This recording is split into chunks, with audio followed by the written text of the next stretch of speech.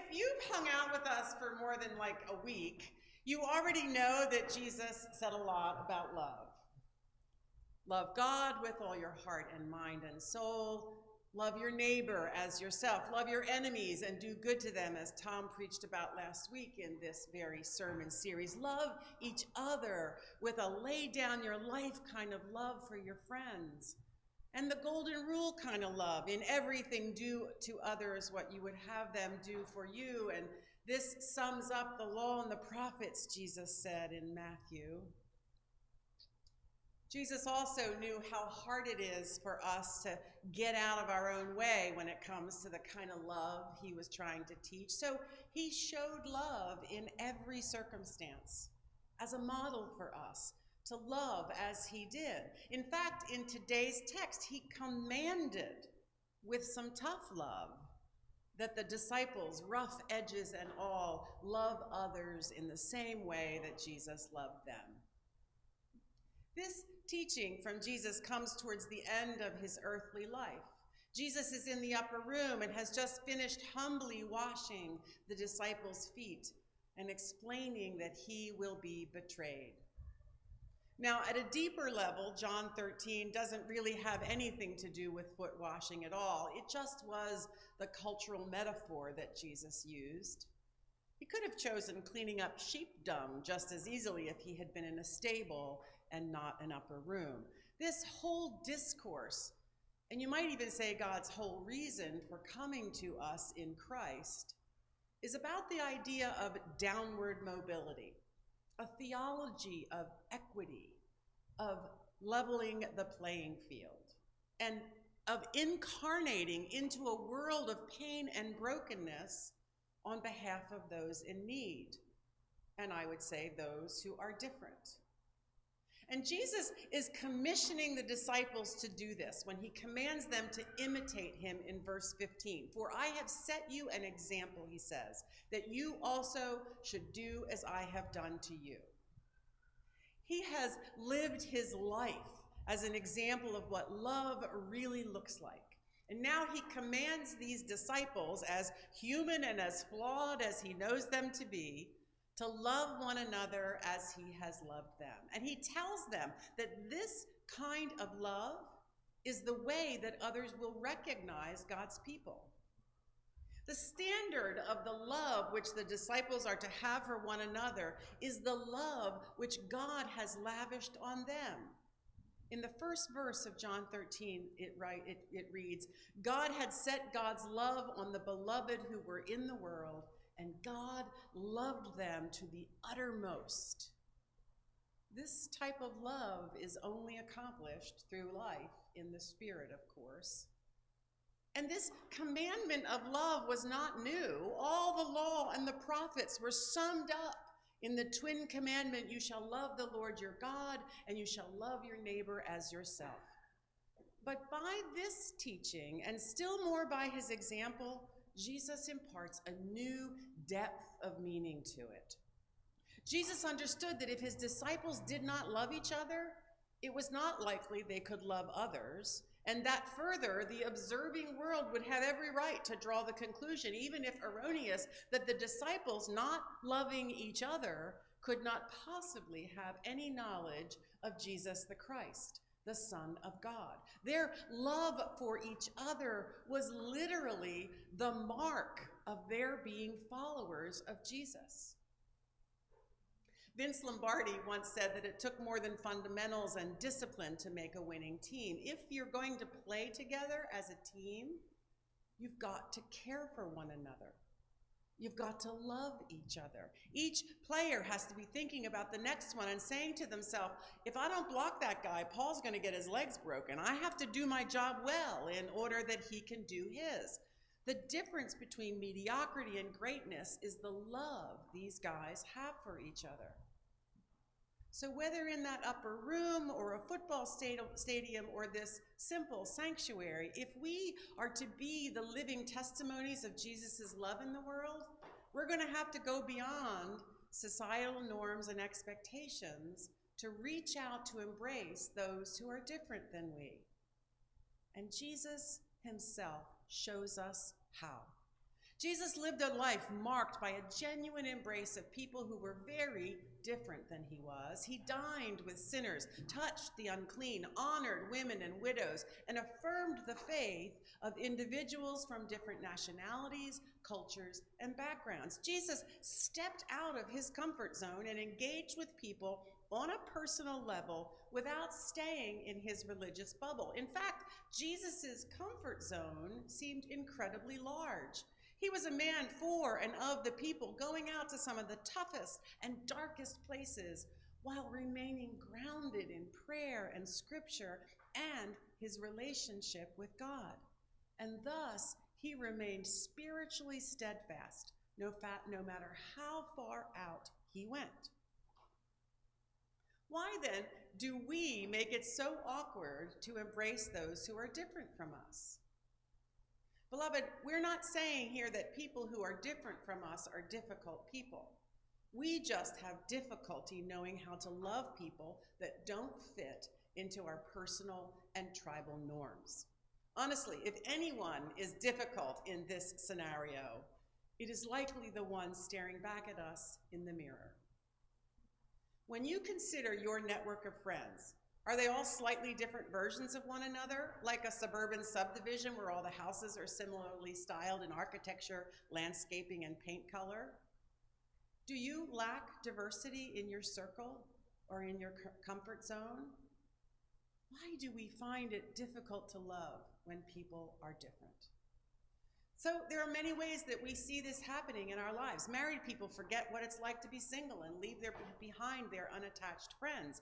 People often don't know how to interact with someone who's neurodivergent or with someone with a disability, so we turn away when they arrive in our spaces, making them inhospitable.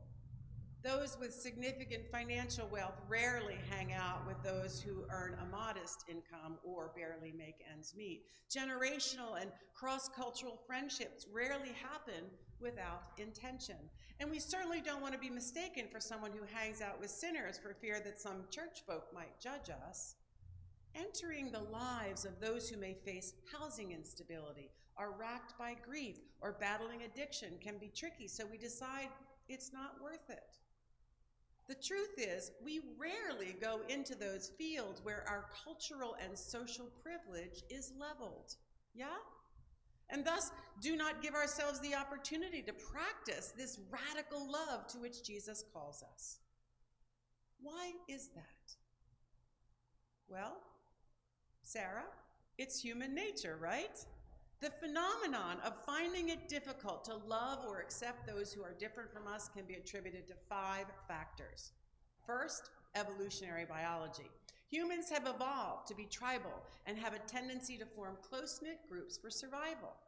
In our evolutionary history, it was advantageous to be wary of individuals from unfamiliar groups or tribes as they could pose a potential threat. This evolutionary predisposition can make it challenging to embrace those who are different from we. 2, there's a psychological process at work. Humans have a natural inclination toward familiarity and similarity. We're more comfortable and secure when we're around people who share similar values, beliefs, and behaviors. This preference for similarity can lead to bias and prejudice against individuals who have different characteristics or come from diverse backgrounds. 3, fear. Fear and uncertainty often accompany encounters with the unfamiliar. When we encounter people who are different, it can trigger feelings of discomfort, anxiety, and even fear. This fear of the unknown can create a psychological barrier that hampers our ability to develop empathy and compassion for those who are different. 4, social conditioning. Society plays a significant role in shaping our attitudes and perceptions. Cultural norms, stereotypes, and socialization processes influence our beliefs about certain groups of people. If we grow up in an environment that promotes negative stereotypes or biases against certain individuals or communities, it affects our ability to love and accept them. 1 word, white supremacy. No, 2 words, Christian hegemony. 5, cognitive biases. Humans are prone to various cognitive biases, such as in-group bias and confirmation bias. In-group bias refers to our tendency to favor and feel more positively towards individuals who belong to the same group as we do. Confirmation bias leads us to seek information that confirms our existing beliefs while disregarding contradictory evidence. These biases can make it challenging to form genuine connections with those who are different or think differently, as we may subconsciously focus on reinforcing our existing views rather than embracing diversity. The Reverend Dr. Martin Luther King famously declared in a 1960s Meet the Press interview that he thought it one of the most shameful tragedies of our nation that 11 o'clock on Sunday morning is one of the most segregated hours, if not the most segregated hour in Christian America. And in an essay on being thankful for difficult people, Chris Pappalardo touches on how this plays out in our lives. We gravitate towards people like us and avoid people who bother us. Spouses leave each other for incompatible differences. Neighbors live for years without meeting, let alone knowing or even arguing with the people that live 100 feet from their home. Friendships tend to follow lines of affinity. Republicans do not have Democrat friends and vice versa. Those who affirm LGBTQIA relationships do not have church friends who don't, and vice versa. And whatever friendships we do have, often built upon the common ground of ease, threaten to evaporate with startlingly little pressure. Beloved, given all the human nature that builds resistance to it, it is no wonder that it is difficult to love across difference. Yeah? Anybody identify with some of this?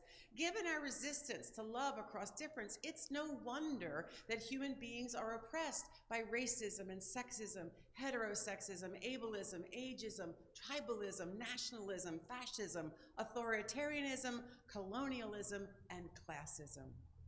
Given our resistance to love across difference, it's no wonder that we don't want to look in the mirror and see that we too are difficult to someone and require the same love that Jesus asks us to give. Given our resistance to love across difference, it's no wonder that we don't want to put into practice the hard work of love. Given our resistance to love across difference, it's no wonder that Jesus talked so much about love. He knew that loving like he loves is antithetical to the human condition. So he gave us this new commandment to love as he did, unconditionally, compassionately, sacrificially, transformatively, forgivingly, patiently, and eternally. A love that taught and guided and challenged and comforted people while emphasizing reconciliation and connection. Yeah, loving across difference is difficult. And loving like Jesus makes it even harder. But beloved, hear me, it is not impossible. And Jesus knew this, which is why he both taught it and called us to it. Now, scientists suggest that in order to understand the true nature of love across cultures, one should look to anthropologists, historians, and sociologists, for these are the people for whom difference is everything. And they would suggest that with awareness, education, and an open mindset, it is possible to overcome the challenges wrought by the natural human response to difference by cultivating empathy, by cultivating acceptance, and by cultivating love for people from diverse backgrounds. They would also say that promoting inclusivity and belonging, fostering intercultural understanding and cross-cultural competency, and celebrating diversity are vital steps towards building a more inclusive and compassionate society. And I hear all of that and it just sounds like gobbledygook, doesn't it? So what does this all mean spiritually? Practically speaking, as people of faith, as followers of the Jesus way, how can we overcome the human resistance, the difficulty of loving across difference?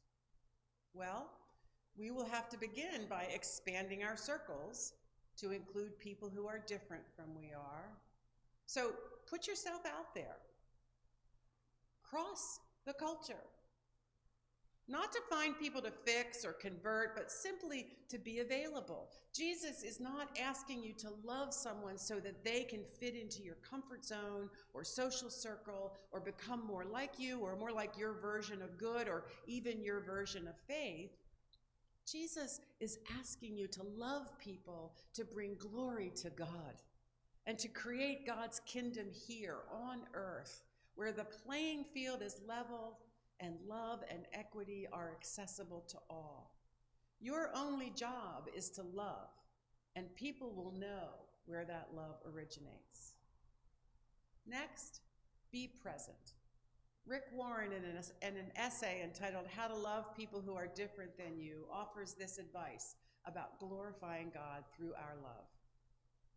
God intentionally created everyone to be unique, and when we appreciate the uniqueness that we see in others, we truly honor the creative work of God around us. The world is a work of art, full of color and full of diversity, and so one, listen to people. When you listen to people, you're giving them the ability to speak to you while affirming their dignity. Two, look at them. When you give people your attention, you're giving them the most important thing you possess, your time. Three, learn from them. You can learn from anyone when you ask the right questions and when you remain teachable. And four, laugh with them. Humor is a great equalizer, and it lowers tension. The word humor and humility, of course, come from the same root. The mark of your humility is your ability to laugh at yourself. Finally, remember that as followers of Jesus, we are challenged to see all of God's beloved humans as gifts, not threats. When you meet another person, says Pastor John Pavlovitz, you are coming face to face with a once-in-a-history, never-to-be-repeated reflection of the image of God. Each is made of God's stuff. Every single day, you encounter thousands of breathing, animated thumbnails of the divine. Every person you meet is God's stuff. It doesn't matter where they were born, whether they're old or young, red or blue. Your neighbors are thumbnails of the divine. They are gifts, not threats, and worthy of your respect. So if I may, I'd like to offer you a love story. Once, long ago, in a distant land, a prince was riding through a deep forest far from his home, with his company of soldiers looking for new lands to conquer. Quite suddenly, he came upon a clearing in the trees. There before him stretched a meadow leading to a glorious hill. The meadow and the hill were covered with blossoming trees, bushes, and wildflowers, and at the top of the hill was a castle that seemed to be made of pure gold. It sparkled so in the sunlight that the prince was nearly blinded. Fascinated, the prince signaled to his regiment, and together they rode closer and closer and up the hill toward the castle. The birds sang sweetly. The perfume of the flowers was almost overwhelming, and as they drew near the castle, he saw that a window opened for a moment in the wall, and a face appeared, a face that shone more brilliantly than the sun and yet more gently than any flower. And then it was gone. And instantly, he fell in love. He knocked on the castle door. "Who's there?" came a voice softer than the bluest sky. "It is I, Prince Rindelhart. I'm known throughout the land for my bravery. My armies are the strongest. My castle is just 2 days away from here. May I please come and be with you?" "There's only room for one of us here," was the reply. And the prince rode away in dejection. He traveled around through 7 kingdoms, fighting dragons, escaping from dungeons, taking land. Everywhere he went, he was a hero. And yet the praise meant nothing, for everywhere he went, he thought only of the shining light of his beloved and of the words, "There is only room for one of us here." Finally, he sought in desperation the wisdom of a wise woman. "Perhaps your armies intimidate her," she suggested. Of course, he thought. So he returned to the castle alone and knocked on the door. Who's there? Came the sweet voice. It is I, the prince, alone, he replied humbly. There's only room for one of us here, said the sweet voice. He went away again, dejected and confused, and roamed the wilderness for some years until he met a famous wizard. Perhaps she cannot know you with all of your armor and weaponry, he suggested. Of course, said the prince. So he returned and laid down his armor, his shield, and his sword, and walked humbly to the castle door and knocked. Who's there? Said the voice. It is I, your humble servant, no soldier, just a man. There's only room for one of us here, came the reply. For 7 more years, the prince wandered alone in the wilderness, forsaking his kingdom, thinking only of his beloved. He sought wisdom, though, only from the stars in the sky and the wildness inside of him. And finally, one day, the prince returned to the castle on the hill. He had no armies, no armor, no horse. He walked up the hill past the bushes heavily laden with the fruit of fall, and he knocked on the door. Who's there? Came the sweet voice. The prince took a breath and said, It is thou. And the door was opened to him. Beloved, Bell Hooks famously said that when we choose to love, we choose to move against fear, against alienation, and against separation. The choice to love is a choice to connect and to find ourselves in the other. And so I leave you with this one final thing, a simple act of love.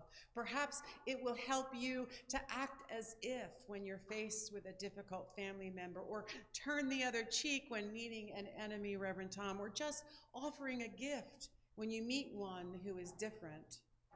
This act of love, which affirms our Judeo-Christian understanding of Imago Dei, wherein God created humanity in God's own image, has its roots in Hindu spiritual practice, although we often think of it as Buddhist. And it is translated as this: the divine within me bows to the same divine within you. Beloved, I acknowledge the God-like place within you, that place where you and I are one. Namaste.